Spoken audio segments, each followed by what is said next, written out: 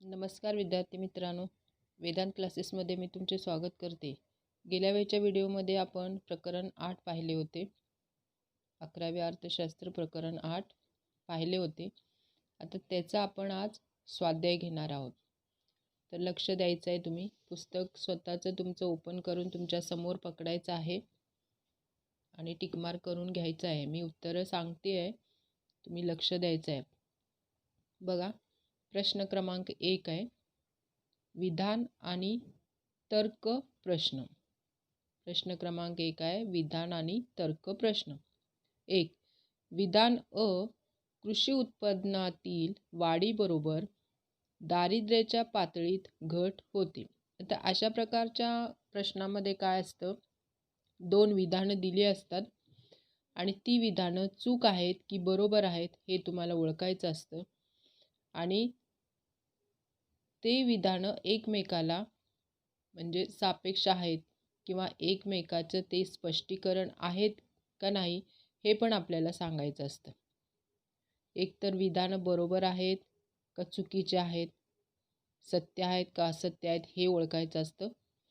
त्याच्यानंतर दोन्ही विधानं एकमेकाला पूरक आहेत किंवा दोन्ही विधानं एकमेकाचे स्पष्टीकरण आहेत का हे पण ओळखायचं असतं. तर आता आपण बघूया. विधान अ, कृषी उत्पादनातील वाढीबरोबर दारिद्र्याच्या पातळीत घट होते. आणि दुसरं तर्क विधान आहे ब, हवामानाच्या स्थितीत मोठ्या प्रमाणावर चढ उतार झाल्यामुळे कृषी उत्पन्नात घट झाली आहे. आता बघा, कृषी उत्पादनातील वाढीबरोबर दारिद्र्याच्या पातळीत घट होते. हे विधान बरोबरच आहे, कारण जर कृषी उत्पादनामध्ये वाढ झाली, शेती चांगली पिकली तर सर्वांना त्यांच्या गरजेच्या वस्तू मिळतील. आणि दुसरं, हवामानाच्या स्थितीत मोठ्या प्रमाणावर चढ उतार झाल्यामुळे कृषी उत्पन्नात घट झाली आहे. हे पण बरोबर आहे, कारण हवामान जर बदललं किंवा जेव्हा उन्हाळ्याच्या वेळेला पाऊस पडू लागला किंवा पावसाळ्याच्या वेळेला ऊन पडलं, असं जर हवामानामध्ये बदल घडला किंवा जास्त पाऊस पडला किंवा पाऊसच नाही पडला तर शेतीवर त्याचा मोठ्या प्रमाणात परिणाम होतो. शेती चांगली होत नाही किंवा शेती खराब होते आणि उत्पन्नामध्ये त्यामुळं काय होतं, घट होते. तर आपल्याला 3 ऑप्शन इथं 4 ऑप्शन दिलेले आहेत. विधान अ सत्य आहे पण तर्क विधान ब सत्य आहे. आता आपलं चौथं विधान बरोबर असणार आहे, कारण दोन्ही विधाने अ आणि ब सत्य असून विधान ब हे विधान अ चे योग्य स्पष्टीकरण नाही. आता बघा, दोन्ही विधानं वेगवेगळे आहेत. विधानं बरोबर आहेत पण ती वेगवेगळी आहेत. ह्या विधानाशी काही संबंध नाही. म्हणजे ह्या विधानाशी काही संबंध नाही, म्हणजे ते दोन्ही एकमेकाचे स्पष्टीकरण नाही. तर चौथ्या ऑप्शनला तुम्ही टिकमार्क करून घ्यायचे आहे. दुसरं विधान अ, शहरी दारिद्र्य मुख्यत्वे ग्रामीण लोकांमध्ये स्थलांतराच्या प्रभावावर परिणाम करणारे आहे. शहरी दारिद्र्य मुख्यत्वे ग्रामीण लोकांमध्ये स्थलांतराच्या प्रभावावर परिणाम करणारे आहे. आणि तर्क विधान ब, ग्रामीण लोक हे ग्रामीण भागातील पायाभूत सुविधा, पर्यायी नोकऱ्यांची कमतरता यामुळे स्थलांतरित झाले आहेत. तर हे विधान तर बरोबरच आहे, पण पहिलं विधान हे काय आहे, चूक आहे. कारण शहरी दारिद्र्याचा आणि ग्रामीण लोकांच्या स्थलांतराचा काही परिणाम म्हणजे संबंध नाही. आणि दुसरं, ग्रामीण लोके ग्रामीण भागातील पायाभूत सुविधा, पर्यायी नोकऱ्यांची कमतरता यामुळे स्थलांतरित झाले. हे तर बरोबर आहे. म्हणजे ऑप्शन आपलं दुसरं विधान अ असत्य आहे पण तर्क विधान ब सत्य आहे. म्हणजे हे दुसरं ऑप्शन आपलं बरोबर असणार आहे. आता 3, विधान अ, जगातील सर्व देशांमध्ये सापेक्ष दारिद्र्य आढळून येते. आणि विधान तर्क ब, सापेक्ष दारिद्र्य मोजण्यासाठी तुलना करण्यासाठी उत्पन्न पातळीतील फरक हा फक्त एकमेव निकष आहे. आता बघा, जगातील सर्व देशामध्ये सापेक्ष दारिद्र्य आढळून येते. हे बरोबर आहे, कारण सापेक्ष दारिद्र्य ही संकल्पना प्रत्येकाच्या वेगवेगळ्या उत्पन्नावर किंवा उपभोगावर अवलंबून आहे. त्यामुळे सर्वांचे उत्पन्न, उपभोग खर्च हा वेगवेगळा असणार आहे. त्यामुळे हे पहिलं विधान बरोबर आहे. तर दुसरं, सापेक्ष दारिद्र्य मोजण्यासाठी, तुलना करण्यासाठी उत्पन्न पातळीतील फरक हा फक्त एकमेव निकष आहे. उत्पन्न पातळीमध्ये फरक हा निकष आहे, पण तो एकमेव आहे का? नाही. त्यामुळे दुसरं विधान हे काय असणार आहे? असत्य असणार आहे. विधान असत्य आहे, पण तर्क विधान ब असत्य आहे. याचं आन्सर काय असणार आहे? 1.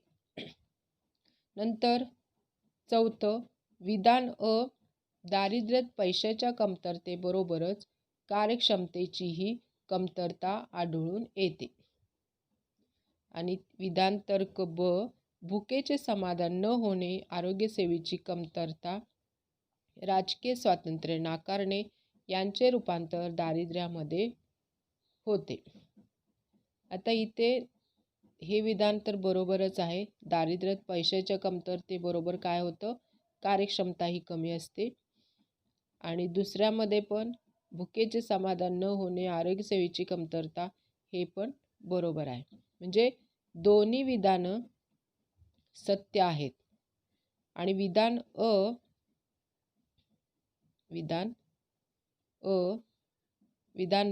सत्य असून ब विधान हे अविधानाचे बरोबर स्पष्टीकरण आहे. म्हणजे भुकेचे समाधान न होणं, आरोग्यसेवेची कमतरता, राजकीय स्वातंत्र्य नाकारणे याचे रूपांतर दारिद्र्यामध्ये होते.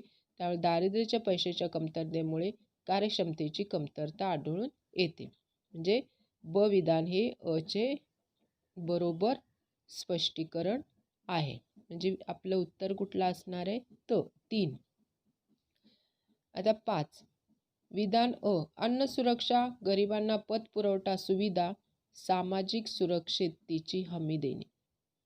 अन्न सुरक्षा, गरिबांना पतपुरवठा सुविधा, सामाजिक सुरक्षिततेची हमी देणे. आणि विधान तर्क ब, प्रशासकीय व्यवस्थेतील गळती दारिद्र्य कायम राखते. आता ह्याच्यामध्ये पर्याय बघूया. इथं दुसरं काय दिलंय? प्रशासकीय व्यवस्थेतील गळती ही दारिद्र्य कायम राखते. आता दोन्ही विधाने सत्य असून विधान ब हे विधान अचे योग्य स्पष्टीकरण नाही. आता ह्याचा आणि त्या पहिल्या विधानाचा काही संबंध नाही आहे, म्हणून दोन्ही विधाने काय आहेत? बरोबरच आहेत, पण दोन्हीचा एकमेकाशी काही संबंध नाही, म्हणून आपलं उत्तर 4 असणार आहे. नंतर गटात न बसणारा घटक ओळखा. बघा, गटात न बसणारा घटक आपल्याला ओळखायचा आहे. रेशन कार्डाचे रंग पांढरे, हिरवे, केशरी, पिवळे. तुम्हाला तर माहीतच आहे रेशन कार्डाचे रंग कोणते आहेत? पांढरे, केशरी आणि पिवळे आहेत. तर हिरवा हा कलर आहे, गटात बसत नाही, तर हा बाहेर निघतो. दुसरं, जास्त दारिद्र्य गुणोत्तर छत्तीसगड, झारखंड, बिहार. केरळ हा त्याच्यामध्ये बसत नाही. म्हणजे ह्या तिन्हीमध्ये दारिद्र्य गुणोत्तर हे कसे आहे? जास्त आहे. तर उष्मांकमध्ये 2400 उष्मांक आहेत, 2100 आहेत, 2250 उष्मांक मोजले जातात, पण 1800 उष्मांक नसतो, म्हणून हा गटात न बसणारा शब्द आहे.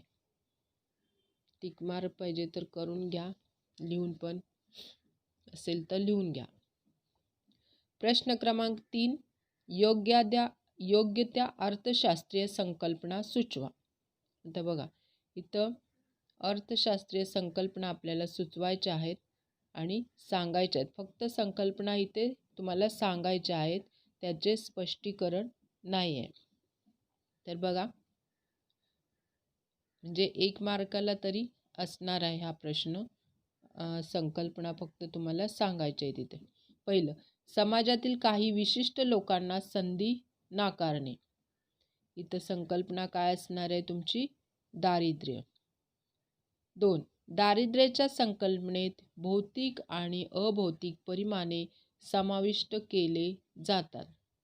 इथं तुमचं काय असणार आहे, बहुआयामी दारिद्र्य. इथली संकल्पना काय आहे, बहुआयामी दारिद्र्य. नंतर तिसरं, लोकांच्या राहणीमानाच्या सापेक्ष दर्जाच्या आधारावर दारिद्र्याचा अभ्यास केला जातो. तिसऱ्याची संकल्पना असणार आहे सापेक्ष दारिद्र्य, म्हणजे राहणीमानाच्या आधारावर दारिद्र्याचा अभ्यास केला जातो. त्याला काय म्हणतात, ती संकल्पना सापेक्ष दारिद्र्य. 4, दारिद्र्याचे पूर्णतः निर्मूलन करता येत नाही. दारिद्र्याचे पूर्णतः निर्मूलन करता येत नाही. तर इथं काय असणार आहे, त्याला काय म्हणतात, सापेक्ष दारिद्र्य. 5, सापेक्ष दारिद्र्याचे पूर्णतः निर्मूलन करता येत नाही. का करता येत नाही, कारण ते उत्पन्न, उत्पन्न, उपभोग खर्च याच्यावर अवलंबून असतो आणि ते प्रत्येकाचे उत्पन्न, राहणीमान, उपभोग खर्च हा वेगवेगळा असतो.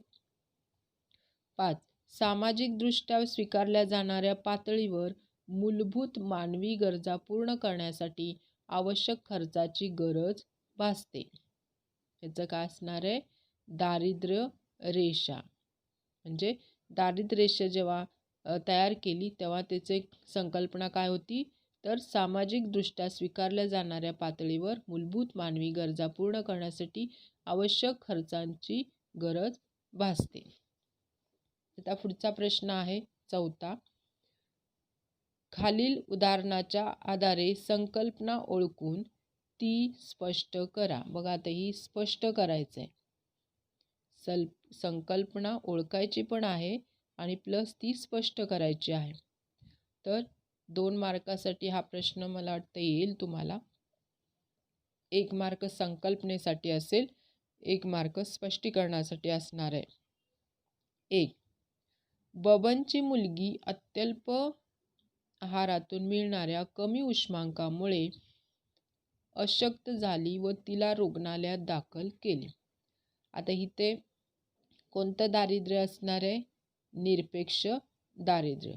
तर इथं संकल्पना काय सांगायचे, निरपेक्ष दारिद्र्याची व्याख्या आपली काय आहे ती इथं तुम्हाला द्यायची आहे. ती संकल्पना इथे तुम्हाला द्यायची आहे. निरपेक्ष दारिद्र्याची व्याख्या काय आहे आपली, इथे बघायचं आहे पुस्तकामध्ये. निरपेक्ष दारिद्र्याची व्याख्या बघा, निरपेक्ष दारिद्र्य किमान उपभोगाच्या गरजांनुसार मोजले जाते.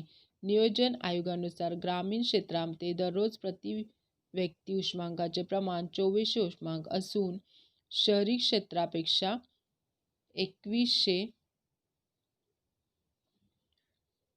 उष्मांक इतके आहे. प्रत्येक व्यक्तीला सरासरी 2250 उष्मांकांची गरज असते.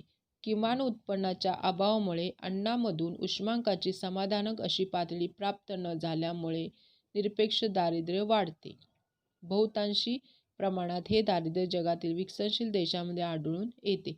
आता इथं तुम्हाला फक्त काय लिहायचं आहे, किमान उत्पन्नाच्या अभावामुळे, इकडे मी टिक मार्क करते, किमान उत्पन्नाच्या अभावामुळे अन्नामधून उष्मांकाची समाधानक अशी पातळी प्राप्त न झाल्यामुळे निरपेक्ष दारिद्र्य वाढते.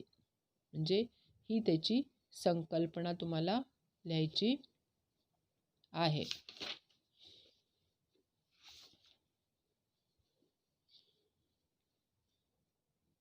पहिल्या ह्या प्रश्नाची म्हणजे याचा आन्सर असणार आहे निरपेक्ष दारिद्र्य आणि त्याची संकल्पना तुम्हाला आता मी दाखवल्याप्रमाणे तीच लिहायचं आहे, किमान उष्माच्या अभावामुळे. 2, धनाजीराव मोठे जमीनदार आहेत, परंतु त्यांचे वार्षिक उत्पन्न उद्योजक राव बहादूरापेक्षा कमी आहे. आता इथं काय असणार आहे, सापेक्ष दारिद्र्य म्हणजे उत्पन्नामध्ये फरक आहे. म्हणजे विविध राहणीमानाची तुलना केल्यामुळे जे दारिद्र्य निर्माण होते त्याला सापेक्ष दारिद्र्य म्हणतात. इथं स्पष्टीकरण काय असणार आहे, विविध राहणीमानाची तुलना म्हणजे प्रत्येकाच्या उत्पन्नाची तुलना वेगवेगळे असते. उत्पन्न वेगळं असल्यामुळे राहणीमान प्रत्येकाचं वेगवेगळं असणार आहे. त्याची तुलना केल्यामुळे हे सापेक्ष दारिद्र्य तयार होते. 3. उर्मीच्या कुटुंबाची अवस्था एवढी हालाकीची आहे की त्यांना अन्न, वस्त्र, निवारासारख्या गरजाही भागवता येत नाहीत. आता इथे संकल्पना तुमची असणार आहे दारिद्र्य. संकल्पना कोणती असणार आहे? दारिद्र्य. पण आणि त्याचे स्पष्टीकरण तुम्हाला काय द्यायचं आहे? पुरेशा अन्नाअभावी किंवा पुरेशा उत्पन्नाअभावी अन्न, वस्त्र, निवारा अशा मूलभूत गरजा देखील पूर्ण करता येत नाहीत अशी स्थिती.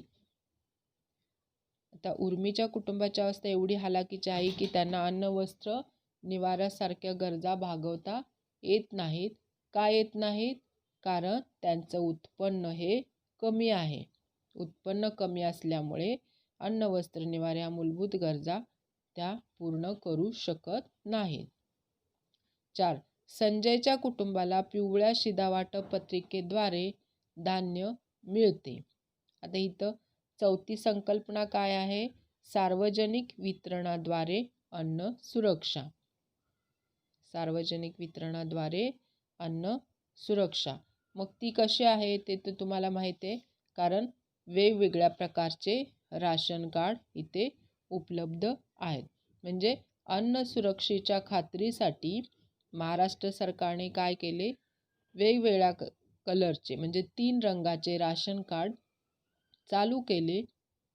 दारिद्र्यरेषेच्या खालच्या लोकांना पिवळे राशन कार्ड दिले व त्याद्वारे त्यांना सवलतीच्या दरामध्ये अन्न उपलब्ध करून दिले. म्हणजे राशन कार्डावर आपल्याला बघा दारिद्र्यरेषेच्या खालची जी लोक असतात त्यांना कमी दरामध्ये अन्न मिळतं. अगदी 2 रुपये, 3 रुपये, 5 रुपये अशा दरामध्ये त्यांना अन्न मिळतं. काही वेळेला मोफतही दिलं जातं. तर ही स्थिती सरकारने त्यांना उपलब्ध करून दिली. हे त्याचं स्पष्टीकरण तुम्ही सांगायचं आहे. 5. राज्यामध्ये काही भागात भूकबळी होतात तर काही भागात अन्नाची नासाडी होते असे विदारक चित्र आहे. आता इथं काय आहे? आर्थिक असमानता म्हणजेच काय? आर्थिक विषमता हे तुमचं इथं संकल्पना असली पाहिजे. आर्थिक असमानता. आता याचं स्पष्टीकरण तुम्ही काय द्यायचं आहे? तर काही जण भरपूर खातात व उरलेले अन्न फेकून देतात आणि काहींना थोडेही अन्न मिळत नाही. ही आर्थिक विषमता आहे. बघा, आपण कधी हॉटेलमध्ये जेवायला जातो, भरपूर ऑर्डर करतो, पण ते सगळं खात नाही. मग राहिलेलं अन्न काय होतं? कचऱ्यामध्ये जातं. पण बाहेर जर भिकारी असेल तर त्याला ते सुद्धा अन्न त्याला मिळत नाही. म्हणजे ही काय झाली? आर्थिक विषमता असते. हे झालं त्याचं स्पष्टीकरण. आता प्रश्न क्रमांक 5 आहे. खालील विधानाशी सहमत किंवा असहमत आहात का? कारण स्पष्ट करा. आता सहमत आहे का असहमत आहे हे आपण सांगायचं आहे, प्लस त्याचं कारणही सांगायचं आहे. आता पहिलं, लोकसंख्या नियंत्रण दारिद्र्य दूर करण्याचा एकमेव उपाय आहे. लोकसंख्या नियंत्रण दारिद्र्य दूर करण्याचा एकमेव उपाय आहे. सहमत आहे का असहमत आहे ते सांगा. आता लोकसंख्या नियंत्रण हे दारिद्र्य दूर करण्याचा उपाय आहे, पण तो एकमेवच आहे का? म्हणजे तो एकच उपाय आहे का दारिद्र्य दूर करण्यासाठी? अनेक भरपूर उपाय आहेत. तर ह्या विधानाशी आपण असहमत आहे. कारण का? तर दारिद्र्य दूर करण्याचा उपाययोजना इथे भरपूर आहेत आणि त्या उपाययोजना काय आहेत त्या आपल्याला पुस्तकामध्ये दिलेल्या आहेत. बघा, दारिद्र्य दूर करण्याच्या उपाययोजना त्या इथं तुम्ही कारण म्हणून लिहायच्या आहेत. 2. सापेक्ष दारिद्र्य जगात सर्वत्र आढळते. हे विधान म्हणजे बरोबरच आहे. सहमत आहे या विधान. कारण सापेक्ष दारिद्र्य हे कशावर अवलंबून आहे तर उत्पन्नावर. सापेक्ष दारिद्र्य तुलनात्मक आहे, त्यामुळे ते सर्व ठिकाणी आढळते. तुलना कशाची होते त्याच्यामध्ये तर आपल्या उत्पन्नाची. 3. प्रादेशिक असंतुलन हे दारिद्र्याचे एकमेव कारण आहे. प्रादेशिक असंतुलन नाही, ह्या पण विधानाशी आपण असहमत आहे. मग इथं दारिद्र्याची कारणे तुम्हाला लिहायची आहेत. कारण काय आहे ते तुम्हाला काय लिहायचं तर पुस्तकामधली दारिद्र्याची जी कारणे दिलेली आहेत तीच तुम्हाला इथे आन्सर म्हणून लिहायचं आहे. तर प्रश्न क्रमांक 6, खालील प्रश्नाची सविस्तर उत्तरे लिहा. भारतातील दारिद्र्याची कारणे स्पष्ट करा. आणि दुसरा, भारतातील दारिद्र्य निर्मूलनाचे सामान्य उपाय स्पष्ट करा. आता भारतातील दारिद्र्याची कारणे इथे पण तेच लिहायचं आहे तुम्हाला आणि इथे पण तेच आलं आहे. बघा भारतातील दारिद्र्याची कारणे काय दिलेली आहेत बघूया आपण.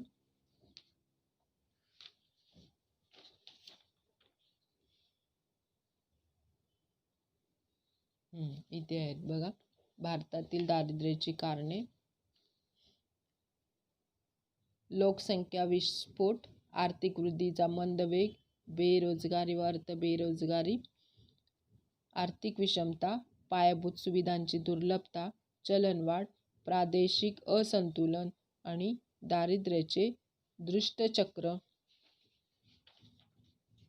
अशी. आणि इतर घटक पण इथे आहेत. अशी कितीतरी कारणं आहेत. आणि प्रश्न दुसरा काय आहे, भारतातील दारिद्र्य निर्मूलनाचे उपाय. तर निर्मूलनाचे उपाय हे बघा, सामान्य उपाय.